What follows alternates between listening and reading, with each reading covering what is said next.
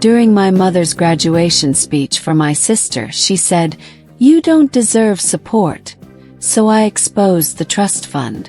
I was sitting in the third row of the university auditorium watching my younger sister Melissa accept her master's degree in architecture, when my mother took the microphone during the family celebration portion of the ceremony and said the words that would finally make me stop protecting her secrets. The graduation coordinator had invited family members to share brief messages of congratulation, and my mother had been the first to stand up, walking to the front with the confidence of someone who'd never doubted her right to take up space and speak her mind. She'd started her speech talking about how proud she was of Melissa, how much she'd sacrificed to make sure Melissa could attend the best schools, how Melissa's success was a reflection of good parenting and unwavering family support. And then, while looking directly at me sitting in that third row, my mother said with a smile that didn't reach her eyes, "Unlike some people in this family who expect support without earning it, who think they deserve help just because they were born, Melissa has always understood that success requires hard work and personal responsibility." The auditorium was full of hundreds of people, most of whom had no idea what my mother was actually saying, but I knew. My sister knew, based on the way her face went pale up on that stage. My father knew, based on the way he suddenly found something fascinating to look at on the floor.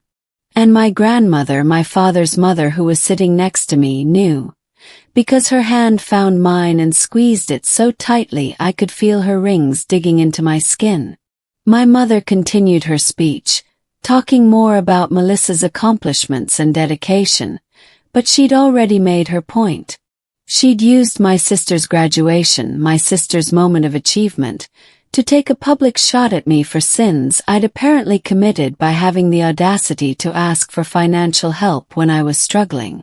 And as I sat there listening to polite applause and watching my sister try to smile through obvious discomfort, I made a decision that had been building in me for years. I was done protecting my mother's lies, and I was done letting her control the narrative about our family's finances. When my mother finished speaking and returned to her seat looking satisfied with herself, I stood up.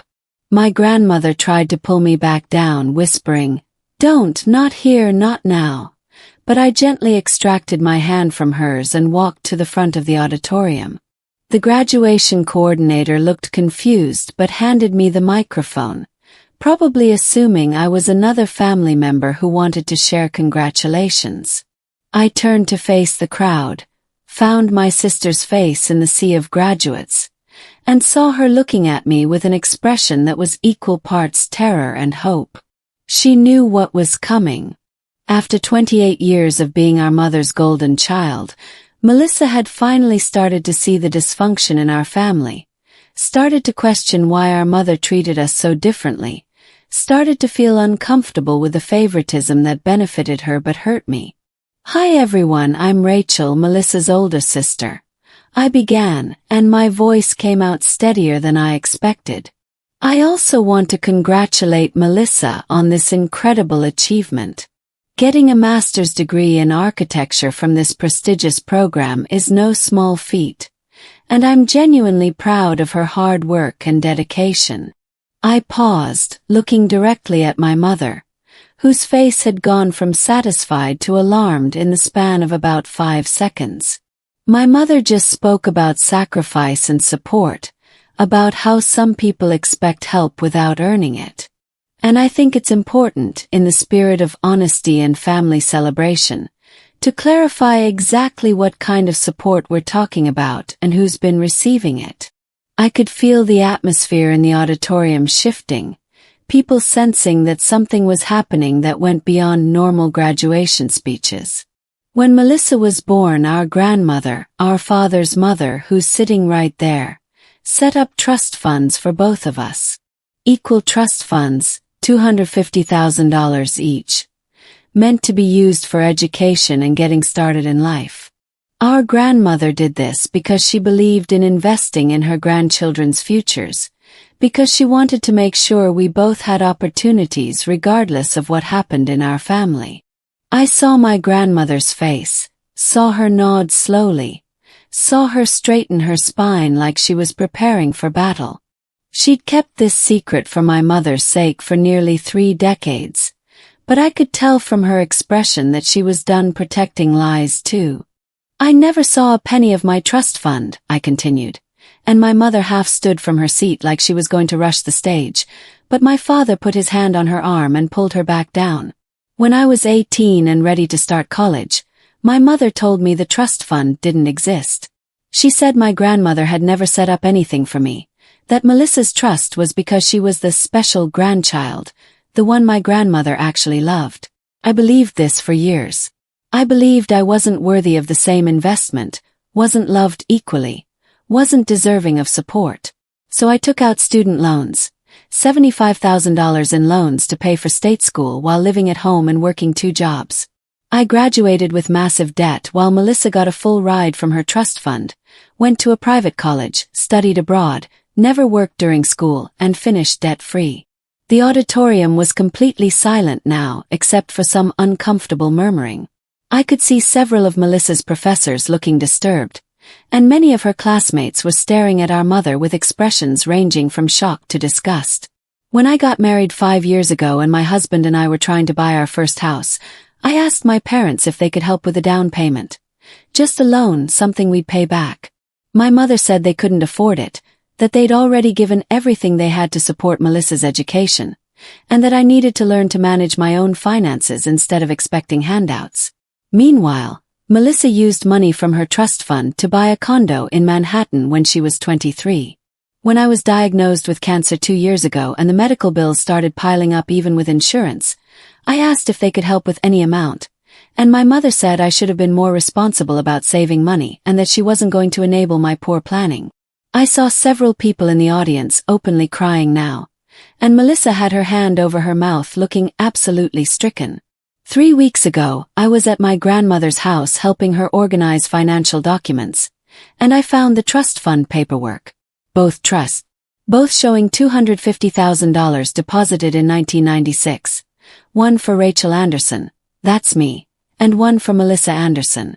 And I found bank statements showing that my mother had been the trustee for both accounts and had complete control over how the money was distributed. Melissa's trust had been spent exactly as intended. Education, living expenses, professional development. My trust had been liquidated when I was 19 years old, right after my first year of college, and the money had been transferred to my parents' personal account. My mother was crying now, but they weren't tears of remorse. They were tears of rage and humiliation, tears of someone whose carefully constructed facade was being ripped down in front of hundreds of witnesses. I hired a forensic accountant to trace where my trust fund went, I said, pulling out a folder I'd brought with me specifically for this moment. Would you like to know what we found? $60,000 went to renovating my parents' kitchen. $40,000 went to a luxury car for my mother. $30,000 went to a vacation home in the Berkshires. $20,000 went to country club dues. And the rest, the remaining $100,000, was invested in my father's business, which subsequently failed, and the money was lost. I turned to look directly at my mother. So when you talk about people expecting support without earning it, when you use my sister's graduation to take shots at me for asking for help, I want everyone here to understand that you stole $250,000 from me. Money that was mine, that was set aside specifically for my future, and you spent it on kitchen renovations and country clubs while telling me I wasn't deserving of support. You let me take out crushing student loans when I had a fully funded trust sitting in an account you controlled. You let me struggle financially while you drove a car I'd unknowingly paid for. And then you had the audacity to judge me for asking for help when I was drowning in medical debt from cancer treatment. The auditorium erupted into chaos. People shouting, my mother screaming something about how I was ruining everything, my father trying to get both of us to calm down, security guards starting to move toward us. But I wasn't done. I filed a lawsuit against my mother for embezzlement and breach of fiduciary duty, I said into the microphone, my voice cutting through the noise. The forensic accountant's report has been submitted to the court, along with all the documentation of the trust funds and where the money went. I'm not doing this to punish her or to be vindictive. I'm doing this because she stole from me, lied to me for decades, and used my own grandmother's generosity as a weapon to make me feel worthless and undeserving. And I'm tired of keeping her secrets to protect her reputation. I walked over to where Melissa was standing frozen on the stage and handed her a manila envelope. This is a copy of all the financial documents, including your trust fund statements. I want you to see that I'm not making this up, that this isn't some jealous lie or desperate attempt at attention. And I want you to know that none of this is your fault. You didn't know what she was doing and you deserved that support. I'm not angry at you for benefiting from the trust that was meant for you. I'm angry at her for stealing the one that was meant for me. Melissa was openly sobbing now, and she threw her arms around me in a hug that nearly knocked us both over. I didn't know, she kept saying. I swear I didn't know. She told me you didn't have a trust fund because you weren't. Because Grandma didn't. Oh God, Rachel, I'm so sorry. My grandmother had made her way to the stage, moving faster than I'd seen her move in years. And she was absolutely furious in the way that only elderly women who've lived through wars and raised families and outlived husbands can be furious. She walked past me and Melissa, went straight to where my parents were sitting, and said in a voice that carried across the entire auditorium, "You stole from my granddaughter. You took money I set aside to give her opportunities and you spent it on luxuries and status symbols. And then you had the cruelty to make her think she was unworthy, unloved, not deserving of the same support you freely gave to her sister. I will never forgive you for this, Margaret. Never." The graduation ceremony was essentially over at that point. There was no way to recover any sense of celebration or normalcy after what had just happened. University officials were trying to figure out what to do. Graduates were taking videos on their phones that I knew would be all over social media within hours. And my parents were being ushered out by security because my mother had started screaming at me about being ungrateful and vindictive and trying to destroy the family. My father looked broken, completely defeated, and when he passed by me on his way out, he stopped and said quietly, "I'm sorry. I should have stopped her. I should have told you about the trust fund years ago. I was weak, and you paid the price for my weakness." The lawsuit took 18 months to make its way through the courts, and it was brutal. My mother fought it every step of the way, claiming the trust fund money had been spent on family expenses that benefited everyone, claiming she'd had the right as trustee to make decisions about fund allocation, claiming I was lying about not knowing the trust existed. But the documentation was overwhelming. The trust documents explicitly stated the money was for each granddaughter's education and early adult expenses. The bank statement showed exactly where my money had gone, and text messages between my mother and various friends revealed that she'd been very aware she was misusing the funds and had actively worked to keep it secret from me. The judge ruled in my favor, finding that my mother had breached her fiduciary duty as trustee and had committed civil theft by converting my trust fund to her personal use. She was ordered to pay me $250,000 plus interest, which after nearly 30 years came to over $400,000 total, as well as my legal fees. She was also required to pay a $50,000 penalty for her breach of fiduciary duty. My father's business assets were seized to help cover the judgment since my mother had invested my stolen money in that business. Their vacation home in the Berkshires was sold. The luxury car was sold. They had to take out a second mortgage on their primary residence. Melissa testified on my behalf during the trial, confirming that she'd always been told I didn't have a trust fund and that our mother had explicitly said our grandmother loved her more. She testified about the vast difference in how we'd been treated financially throughout our lives, how she'd been given every advantage while I'd been told to be more responsible and self-sufficient. She testified about finding some of the financial documents in our parents' home office when she'd been house-sitting and confronting our mother, who told her to mind her own business and not worry about things that didn't concern her. Melissa's testimony was devastating for our mother's case because it came from the golden child, the one who'd supposedly benefited from all this favoritism, and her willingness to tell the truth cost her our mother's relationship entirely. My grandmother testified too, fierce and uncompromising at 87 years old, explaining that she'd set up equal trusts because she loved both her granddaughters equally and wanted to give them both the same opportunities. She testified that my mother had assured her both girls were using their trust funds appropriately for education, and that she'd only discovered the theft when I'd found the documents while helping her organize her files. She testified that she'd kept the trust funds secret at my mother's request because Margaret had said she wanted the girls to feel like they'd earned everything themselves and not become entitled. My grandmother cried on the stand when she described learning that her generosity had been stolen and weaponized, that her attempt to help her granddaughters had been corrupted into a tool for favoritism and financial abuse. The verdict came down on a Thursday afternoon, and I was sitting in the courtroom next to my husband and my grandmother when the judge read the decision.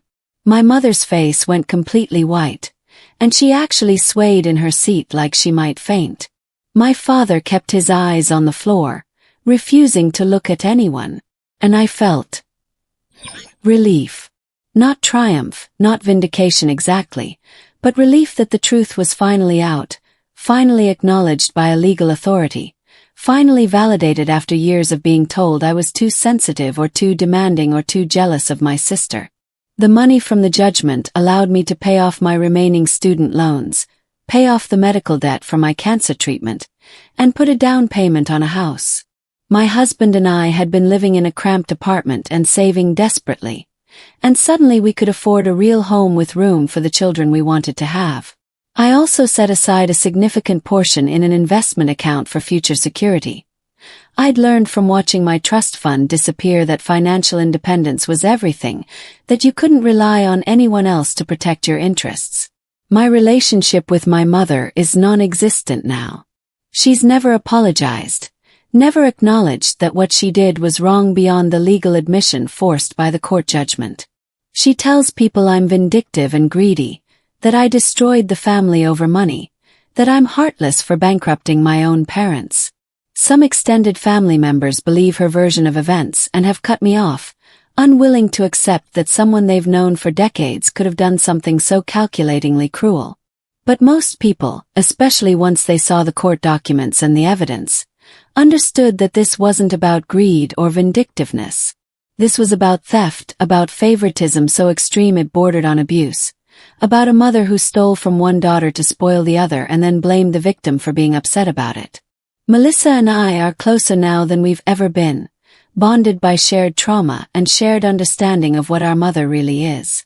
She struggles with enormous guilt about benefiting from theft even though she didn't know that's what was happening, about being loved and supported while I was being systematically diminished and denied. She's in therapy dealing with the realization that our mother's love was conditional and manipulative, that the golden child role she played was just another form of abuse designed to maintain control and create division. We talk every week, and she's told me repeatedly that watching me stand up at her graduation and expose the truth was simultaneously the most horrifying and most liberating moment of her life. My grandmother is proud of me in a fierce, protective way that I never fully understood until this all came out. She's told me that watching me fight for myself, watching me refuse to be diminished or silenced, reminded her of herself when she was younger and fighting battles that women of her generation weren't supposed to fight. She's revised her will to make absolutely certain that no one can misuse or steal from her grandchildren again, and she's made me the executor to ensure her wishes are carried out exactly as she intends. She's also apologized countless times for not knowing what my mother was doing, for trusting her with the trust funds, for not checking in more carefully with me about my finances and education. I've told her it's not her fault. She tried to do something generous and loving, and my mother corrupted it. The blame lies entirely with the person who chose to steal and lie. People ask me sometimes if I regret making the disclosure at Melissa's graduation, if I wish I'd handled it more privately or waited for a less public moment. And my answer is always the same: no. My mother chose that public moment to humiliate me, to use my sister's achievement as an opportunity to remind everyone that I was the disappointing daughter who expected support without deserving it. She chose to make that speech knowing I was sitting in the audience, knowing it would hurt me, enjoying the power of being able to insult me publicly while maintaining her image as the proud, supportive mother. So I chose that same public moment to respond with truth, to expose exactly what kind of support she'd been providing and what she'd actually done with the resources that were meant to help me succeed. The truth is messy and uncomfortable, and it ruins celebrations, and it makes people confront realities they'd rather ignore. But silence and secrecy had protected my mother's lies for almost 30 years while I struggled with debt and inadequacy, and the belief that I wasn't worthy of the same love and support my sister received. Speaking up publicly didn't just get me justice. It got me my truth back, my self-worth back, my understanding that I wasn't the problem and never had been. I have the court judgment framed in my office now, right next to my college diploma that I earned while working 2 jobs and taking out loans I'm still paying off. They sit there as reminders of different things. The diploma represents what I accomplished despite every obstacle my mother put in my path. And the judgment represents what happened when I finally stopped accepting her narrative about who I was and what I deserved.